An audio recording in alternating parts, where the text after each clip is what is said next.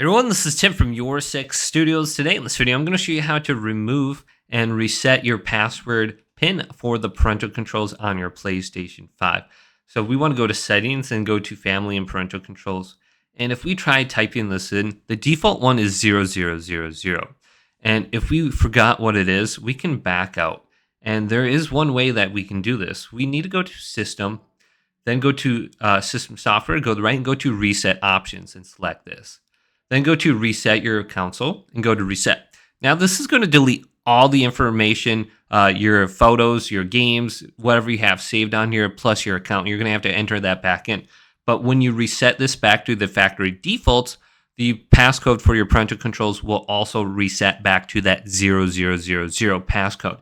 So we can just enter that in and then we should be good to go. Now you're going to want to back up all your games prior to doing this. So if you can go to like backup and reset, I believe you should be able to do this to like a USB drive, or you can do this online if you have PlayStation Plus.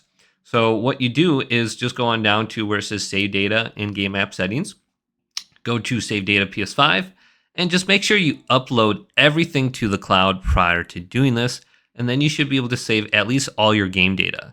And then all your screenshots and videos, I believe, that you have saved will be deleted. You'll have to save those over to a USB.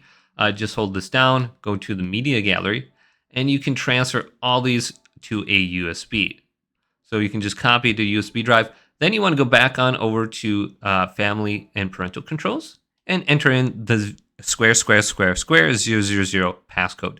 And then you should be good to go. Hopefully this video did indeed help you out. Did, leave it a big thumbs up and subscribe to my channel down below for more tech videos coming up next on Your Six Studios.